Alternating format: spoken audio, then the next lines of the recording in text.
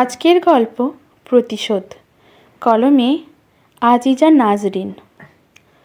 পুরানো বাড়ি ছেড়ে সবে নতুন বাড়িতে আমরা তখন এসেছি। জায়গাটা আসলে ছোট্ট মফস্বল। আমাদের আগের বাড়ি ছিল এখান থেকে 2 গ্রাম পরে। এই মফস্বলে বাবার ছোট্ট একটা ডিসপেন্সারি আছে। আর তাছাড়া এই বাড়ি থেকে আমার কলেজ আর বনুর স্কুল খুব কাছেই বলা যায়। নতুন বাড়িটা বেশ সুন্দর, ছোটোর ওপরে 2 বড় বড় বেডরুম, রান্নাঘর আর তার পাশেই একটা টানা বারান্দা। বারান্দা থেকে নেমেই উঠোন, উঠোনের একপাশে কলতলা আর স্নানের ঘর, আর একপাশে শৌচাগার। আমাদের পাশে একটা বাড়ি, তারপর বেশ কিছুটা ফাঁকা জায়গা, তারপর মূল পাড়া শুরু হয়েছে। আসলে এখানে সবে নতুন বাড়ি শুরু হয়েছে, তাই পাড়ার মাঝে মাঝে বেশ কিছু ফাঁকা জায়গা পড়ে আছে। বিকালে এগুলোতে বাচ্চারা খেলতে আসে। পাড়ায় সেভাবে কারোর সাথে আলাপ হয়নি। আর তাছাড়া কিছুদিন পর বুঝতে পারলাম আমাদের বাড়ির পাশের বাড়িটায় কেউ থাকে না। বাড়ির লোকজন শহরে থাকে, কালী ভদ্রে আসে এখানে। বাড়িটায় গাছপালায় ভর্তি। আমি আর বনু যে ঘরে থাকি সেখান থেকে রাত্রিবেলায় জানালা দিয়ে বাড়িটার বারান্দা দেখা যায়। অন্ধকারে কেমন যেন আমাদের গা ছমছম করে, তবুও কেউ কাউকে কিচ্ছু বলি না। হঠাৎ করে কখনো কুকুর ডেকে উঠলে কিন্তু সত্যিই খুব ভয় লাগে। আমার বাবা সকালে ডিসপেন্সারিতে চলে যায়, সেই রাত 9টায় আসে। সন্ধ্যাবেলাটুকু মা রান্নাঘরে ব্যস্ত থাকে, আর আমি আর বনু বইয়ের পাতায় মুখ গুজে থাকি। তবুও জানলা দিয়ে বাইরে চোখ চলে যায় মাঝে মাঝে। মাকে আবার ভয়ের কথাই বলা যায় না। মায়ের মতে এসব হলো আবোল তাবোল সিরিয়াল দেখার ফল। এভাবেই চলছিল আমাদের দিনগুলি। তারপর এমনি এক সন্ধ্যায় আমি আর বনু পড়তে বসেছি। হঠাৎ দেখি বনু দারুণ চিৎকার করে উঠল। বনু জানালা দিয়ে হাত দেখালো। আমি ওর হাত অনুসরণ করে দেখি কেউ যেন উঠোনে সাদা শাড়ি মেলে রেখেছে। আমি বাকরুদ্ধ। বনুকে নিয়ে আমি রান্নাঘরে ছুটলাম। মাকে বলতেই মা তো খুব রেগে গেলেন। কেউ হয়তো বাড়িতে এসেছে, কিংবা তোমাদের বানানো গল্প। মা আমাদের ঘরে এলো। আশ্চর্য, শাড়ি উধাও। কিন্তু সত্যিই যে আমরা দেখেছি, বাড়িটাও অন্ধকার প্রতিদিনের মতো। মানুষের কোনো চিহ্ন পাওয়া গেল না। আবার মায়ের কাছে বকা খেলাম। রাত তখন 10টা। সবাই খেতে বসেছি একসাথে। পাশের বাড়ির উঠানে দুমদাম শব্দ হতে লাগলো। সবাই জানালায় গিয়ে দেখি তাল গাছ থেকে কিছু যেন কেউ ছুঁড়ে দিচ্ছে উঠানে। মা সঙ্গে সঙ্গে জানালা বন্ধ করে দিলেন। আমার বাবা যথেষ্ট সাহসী। বাবা বললেন ব্যাপারটা বাইরে বেরিয়ে দেখে আসবেন।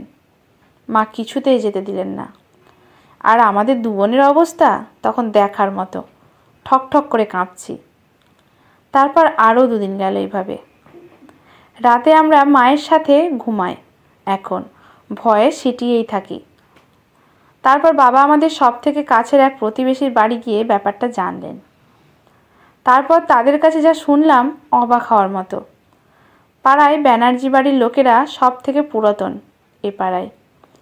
ব্যানার্জি দাদু বয়োজ্যেষ্ঠ লোক। তার স্ত্রী, 2 ছেলে এবং তাদের 2 বউ আর নাতি নাতনি নিয়ে সংসার। এই বাড়ির লোকেদের অদ্ভুত স্বভাব হলো অন্যকে অযথা ভয় দেখিয়ে অথবা ঠকিয়ে তারা খুব মজা পান। পাড়ায় প্রায় সবার সাথে এরকম কিছু না কিছু করেইছেন। এই শুনে আমরা বিস্ময়ে হতবাক। সুতরাং এই দাঁড়ালো যে তারাই আমাদের ভয় দেখিয়েছেন এতদিন। পৃথিবীতে মানুষের চারিত্রিক এইখানে বৈশিষ্ট্যও যে থাকতে পারে তা আমার কল্পনার বাইরে ছিল। যাই হোক, আমার বাবা এ ব্যাপারে তাদের সাথে কথা বলতে যান এবং তারা স্বীকারও করেন। ব্যানার্জি দাদু বরং একচোট হেসে নিয়ে বললেন, হা হা হা, তা কেমন ভয় পেলে বলো? আমার বাবা যথেষ্ট অসন্তুষ্ট হয়েছিলেন। বললেন, বাড়িতে ছোট ছোট মেয়ে নিয়ে থাকে, ওরা তো ভীষণ ভয় পেয়েছে। এইভাবে ভয় দেখানো কি উচিত হলো বলুন? আরে বাবা, ভয়ের কি আছে? তাছাড়া ভূত বলে কি কিছু আছে নাকি? বাবা কিছুক্ষণ পর বললেন, অবশ্যই আছে। আপনি বিশ্বাস করেন না? ব্যানার্জি দাদু ভীষণ অবাক হলেন। এরকম উত্তর তিনি আশা করেননি। বললেন, সে কি হে, এই সভ্যতাতে এসেও ভূতের অস্তিত্বে বিশ্বাস করো? হা হা হা। অবশ্যই। তা বিশ্বাসটা কি শুধুই বিশ্বাস নাকি কোনো প্রমাণ আছে? বেশ তাচ্ছিল্যের স্বরেই বললেন কথাটা। আমি যদি আপনাকে ভূত দেখাতে পারি তবে কি বিশ্বাস করবেন? দাদু হকচকিয়ে গেলেন। বললেন, তাই নাকি? আচ্ছা, কবে?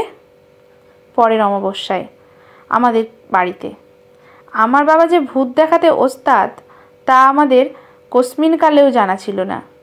সেদিন অমাবস্যার রাতে যথারীতি ওই দাদু তার ছেলে বউ নিয়ে হাজির, আর হাজির গ্রামের কিছু উৎসুক লোকজন। আমরা অনেকেই ছোটরা ছিলাম। তারা তো মনে মনে ভীষণ ভয় পাচ্ছি, কিন্তু ব্যাপারটা চাক্ষুষ দেখার লোভও সামলাতে পারছি না। যদি বাবা মা জানতে পারে আমরা ভয় পেয়েছি, তাহলেই অন্য কোথাও আমাদের সরিয়ে দেবে। মায়ের আঁচল চেপে বসে আছি আমরা দুই বোন। মাও আমাদের মতো সমান উৎকণ্ঠা নিয়ে অপেক্ষা করছে। রাত 10টা বাজলো ঘড়িতে। আমার বাবা দাদুদের ফ্যামিলির সবাইকে একটা ঘরে ডাকলেন। তার সাথে কিছু অন্য লোকও গেল যারা ভূত দেখতে ইচ্ছুক। ঘরের মাঝে একটা মোমবাতি জ্বলছে। বাবা সবাইকে ডেকে একটা করে লাইন করে বসতে দিলেন। তারপর হাতে একটা ছোট্ট মাটির পাত্র। বাবা এবার মোমবাতিটা নিভিয়ে দিলেন। তারপর সবার হাতে হাতে গঙ্গা জল দিয়ে বললেন সেটা হাতে মুখিয়ে ভালো করে মেখে নিতে। পরে কিছুক্ষণ সংস্কৃত কিছু শ্লোক আওড়ে নিয়ে জানলাটা একটু ফাঁক করে ঘরের কোণে রাখা বড় আয়নার সামনে মোমবাতিটা জ্বালালেন। তারপর একে একে সবাইকে আয়নার সামনে এসে ভূত দর্শন করতে বললেন। আমরা সবাই ঘরের বাইরে দাঁড়িয়ে ঘামছি। হৃৎপিণ্ডের দ্রুত কার্যকারিতা সব কিছু যেন একে অপরেরটা শুনতে পাচ্ছি। এবার ভিতরে একে একে সবাই আয়নার সামনে যাচ্ছে আর চিৎকার করে উঠছে, না, ভূত দেখে নয়, নিজের মুখ দেখে। দাদুর বাড়ি সবাইকে আমার বাবা গঙ্গা জলের বদলে দিয়েছিলেন আলতা। এটা যে আমার আর বোনের সবুজ ঝুড়িটা থেকে চুরি করা সে বিষয়ে কোনো সন্দেহ নেই। আর বাকিদের কপালে গঙ্গা জল নয়, আমাদের কলের জল জুটেছিল। তাদের সবার লাল মুখ কিছুটা স্তম্ভিত, আবার কিছুটা লজ্জিতও বোধ হয়েছিল। পাড়ার লোকের মুখে মিটমিটি হাসি। দাদু শুধু বলেছিলেন, এইভাবে ঠকালে হে। বাবার মুখে নির্লজ্জের হাসি। যাকগে, তারপর তারা অনেক দিন আমাদের এড়িয়ে চলেছিলেন।